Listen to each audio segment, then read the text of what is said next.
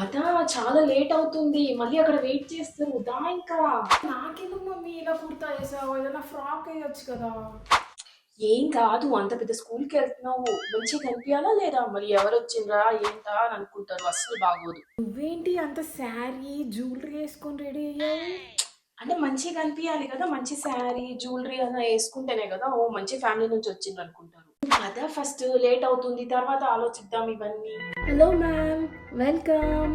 Hi అండి. బాగున్నారా? Please SIT. అక్కడే ఉండిపోయావా? రా నువ్వు కూడా.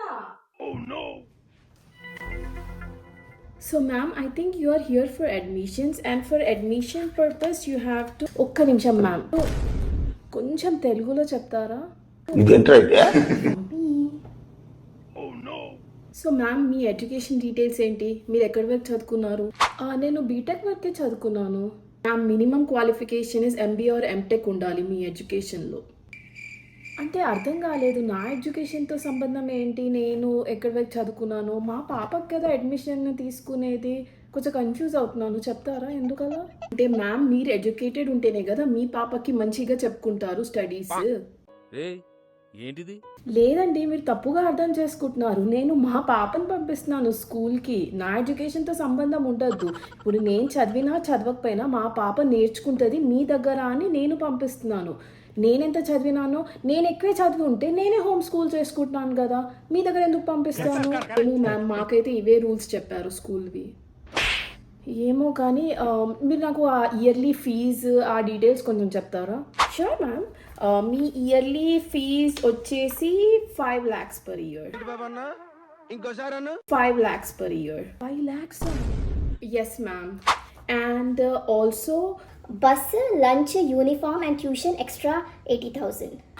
ఎక్స్ట్రా 80,000 ఇవన్నిటికి? ఇలా అయితే ఆస్తులు అమ్ముకోవాల్సిందే. ఓ, మాకు ఆ ఫెసిలిటీస్ కూడా ఉన్నాయి. ఇక్కడ రియల్టర్స్, ఇన్సూరెన్స్ ఏజెంట్స్ అందరూ అవైలబుల్గా ఉన్నారు.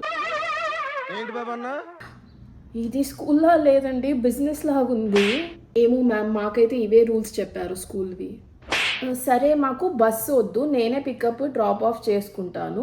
ఇంకా ఈ ఫుడ్ అన్నారు కదా, అది కూడా ఎక్స్ట్రా, అది కూడా అవసరం లేదు. నేనే మంచిగా అన్నం పప్పు అది పెట్టి పంపిస్తాను బాక్స్లో. సారీ మ్యామ్, రైస్ పప్పు అలాంటివి అలౌడ్ లేదు. Only dry foods. ఎందుకంటే మళ్ళీ లంచ్ బాక్స్తో అంతా లీక్ అవుతుంది, అంతా డర్టీ అవుతాయి క్లాస్ రూమ్స్ కానీ స్కూల్స్ కానీ. ఇవేం రూల్స్? నేను ఎప్పుడు వినలేదు ఎక్కడ కూడా. ఈ బుక్స్ ఎందుకు ఎక్స్ట్రా అంటున్నారు? ఈ బుక్స్ మేము ఎక్కడ కొనుక్కోవచ్చు? ఈ బుక్స్ మాత్రం మేము చెప్పిన షాప్స్లోనే కొనాలి. అరౌండ్ 10,000 అవుతాయి ఈ బుక్స్కి. యాక్చువల్లీ నాకు ఒక పెద్ద అబ్బాయి ఉన్నాడు. నేను వాడి బుక్స్ అన్ని చాలా జాగ్రత్తగా పెట్టినా. అదే మా పాపకు కూడా యూస్ చేస్తాం. మళ్ళీ నేను కొనే అవసరం పడదు కదా. లేదు మ్యామ్, అలా నడవదు. ఎవ్రీ ఇయర్ బుక్స్ కొనాల్సిందే కొత్తవి. ఇవి మళ్ళీ సిలబస్ అవన్నీ చేంజ్ అవుతాయి కాబట్టి ఎవ్రీ ఇయర్ కొనాల్సిందే. ఇదే మా రూల్స్. కానీ ఎవ్రీ ఇయర్ సిలబస్ ఏం చేంజ్ అవ్వదు కదా, అవే బుక్స్ వాడితే ఏమవుతుంది? అండ్ నోట్ బుక్స్ కూడా మీ స్కూల్ వాళ్ళవే అంటున్నారు. అవి జస్ట్ ప్లెయిన్ నోట్ బుక్సే కదా, ఎక్కడ కొంటే ఏముంది? ఏమో మ్యామ్, మా రూల్స్ అయితే ఇలానే ఉన్నాయి. మీరు ఆ రూల్స్ ఈ రూల్స్ అనుకుంటూ ఈ డబ్బులన్నీ అసలు అనవసరమైన దాని మీద అంతా పెట్టాలి అంటున్నారు. అర్థం కావట్లేదు నాకు అసలు. సరే కానీ యూనిఫామ్ అయినా మేము కొనుక్కోవచ్చా? అది కూడా మీరు చెప్పిన స్టోర్లోనే కొనుక్కోవాలా? అదైతే మా ఇష్ట ప్రకారం ఏదైనా కుట్టించుకొని ఏపియచ్చు కదా మా పాపకి. ఆఫ్ కోర్స్ మ్యామ్, మీరు యూనిఫామ్ ఎక్కడైనా కొనుక్కోవచ్చు, మీరు కుట్టించుకోవచ్చు కూడా. బట్ ఒకటే ఒక రూల్ ఏంటంటే స్కర్ట్స్ మాత్రం నీ పైన ఉండాలి. యూనిఫామ్ మీద రూల్స్ ఏంటండి?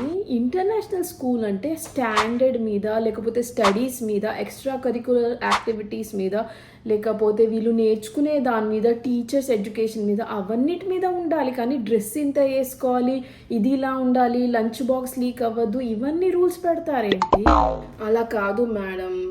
ఇంకో విషయం ఏంటంటే మ్యామ్, మీకు ట్యూషన్ మాత్రం స్కూల్ తర్వాత ఉంటుంది ఆఫ్టర్ అవర్స్. దానికి మాత్రం 10,000 ఎక్స్ట్రా. ట్యూషన్ టైం ఎందుకు? అంటే మీరు ఇంటికి వచ్చాక మళ్ళీ వేరే దగ్గర కనుక్కొని వేరే దగ్గర ట్యూషన్ పంపించడం ఎందుకు? మా స్కూల్లోనే ఆఫ్టర్ అవర్స్ ఈ ట్యూషన్ ఉంటుంది. బట్ ఆఫ్టర్ అవర్స్ కాబట్టి ఎక్స్ట్రా కాస్ట్ అంతే. నేను ఒక విషయం చెప్పనా, ఆ టీచర్సే కదా వచ్చేది, మళ్ళీ మీరు ట్యూషన్ టైంలో అంటున్నారు. ఆ టీచర్సే ఉన్న టైంలోనే సరిగ్గా చదివించేస్తే వీళ్ళకి ట్యూషన్ అసలు అవసరమే ఉండదు కదా. వీళ్ళకి టైం సేవ్, మేము వేరే ఏమైనా యాక్టివిటీస్లో పెట్టుకుంటాము. లేకపోతే ఇవి ఎక్స్ట్రా అనుకుంటూ ఎవరికి యూజ్ లేదండి ఇది. ఏమో మ్యామ్, బట్ మీకు ఒక గుడ్ న్యూస్, మీరు మీ ఇంకో కిడ్నీ జాయిన్ చేస్తే మాత్రం మీకు అడిషనల్ డిస్కౌంట్ వస్తుంది. వద్దండి, ఒక పాపని జాయిన్ చేయడానికే మొత్తం ఉన్న ఆస్తి అంతా అమ్ముకోవాలి, ఇంకో కిడ్నీ జాయిన్ చేయాలంటే కిడ్నీ అమ్ముకోవాలేమో. ఆ ఫెసిలిటీస్ కూడా ఉన్నాయా ఏంటి మీ స్కూల్లో? అలా కాదు మేడం. ఇంకో విషయం ఏంటంటే మ్యామ్, ఎవ్రీ ఇయర్ ఒక పర్సంటేజ్ ఆఫ్ ఫీ ఇంక్రీజ్ ఉంటుంది మ్యామ్. ఎందుకు? కానీ అలా గవర్నమెంట్ రూల్ ఏం లేదే, ఇలా స్కూల్స్ ఎవ్రీ ఇయర్ ఎంత పడితే అంత పర్సంటేజ్ ఫీ ఇంక్రీజ్ చేయాలని. యాక్చువల్లీ నిజం చెప్పాలంటే శాలరీస్ కూడా ఎవ్రీ ఇయర్ అంత ఇంక్రిమెంట్ అవ్వవు. నేను మాట్లాడిన టీచర్స్తో కూడా వాళ్ళ శాలరీస్ కూడా ఇంక్రిమెంట్ అవ్వవు. మళ్ళీ అంతా సేమ్ ఉండగా మీరు ఇష్టం వచ్చినట్టు అలా ఫీ హైక్ చేస్తే ఎలా నడుస్తుంది? ఇవేం రూల్స్ అసలు? ఏమో మ్యామ్, మా రూల్స్ అయితే ఇలానే ఉన్నాయి. నేను ఒక్క విషయం చెప్తానమ్మా, ఇప్పుడు ఏఐ వచ్చేసింది. చాలా థింగ్స్, చాలా రీసోర్సెస్, చాలా స్టడీస్ అన్నీ మనం ఏఐ నుంచి కానీ లేకపోతే యూట్యూబ్లో కానీ లేకపోతే గూగుల్ సెర్చ్ చేసుకో కానీ లేకపోతే ఎన్నో మెటీరియల్స్ అవైలబుల్ ఉన్నాయి, ఎన్నో టీచర్స్ కానీ టీచింగ్ కానీ చాలా థింగ్స్ ఆన్లైన్ అవైలబుల్ ఉన్నాయి. పిల్లలు కూడా ప్రతి రిసోర్స్ యూస్ చేస్తున్నారు, వాళ్ళకి తెలియని విషయం లేదు. కానీ మేము యాజ్ అ పేరెంట్ ఒక కిడ్నీ స్కూల్లో పంపిస్తున్నామంటే ఆ టీచర్స్ ఆ ఏఐ కానీ కంప్యూటర్ కానీ ఇచ్చే నాలెడ్జ్ కంటే ఎక్కువ మంచి హ్యాబిట్స్, వాళ్ళకున్న నాలెడ్జ్, మనం ఎలా ఎదగాలి, అసలు మనము ఉండడం ఎలా ఉండాలి, లైఫ్లో ఎలాంటివి వాల్యూస్, మెయిన్గా వాల్యూస్ అనేవి నేర్పిస్తారు. దానికోసమే ఈ స్కూల్స్ ఉన్నాయి. కానీ ఈ స్కూల్స్ని కూడా మీరు బిజినెస్ లాగా చేస్తే పాపం ప్రతి కిడ్ రావడానికి కూడా వీలవ్వదు. మీరు దీన్ని బిజినెస్ లాగా కాకుండా ఒక మందిరం లాగా, ఒక గురువులు వచ్చి వాళ్ళ శిష్యులకి చెప్తున్నట్టు అలా ట్రీట్ చేస్తే మీ స్కూల్స్ అనేవి ఎప్పటికీ ఎలా ఉన్నాయో, మీరు ఎంత ఫీ పెంచకపోయినా కూడా స్టూడెంట్స్ వస్తూనే ఉంటారు, నాలెడ్జ్ అనేది వస్తూనే ఉంటుంది. సో ప్లీజ్ మీరు ఈ విషయంలో ఒకసారి ఆలోచించండి. మీరు చెప్పేవి కరెక్టే మ్యామ్, బట్ ఇవే మా రూల్స్. అబ్బా, ఎన్నిసార్లు చెప్పినా రూల్స్ ఒకటే అంటారా?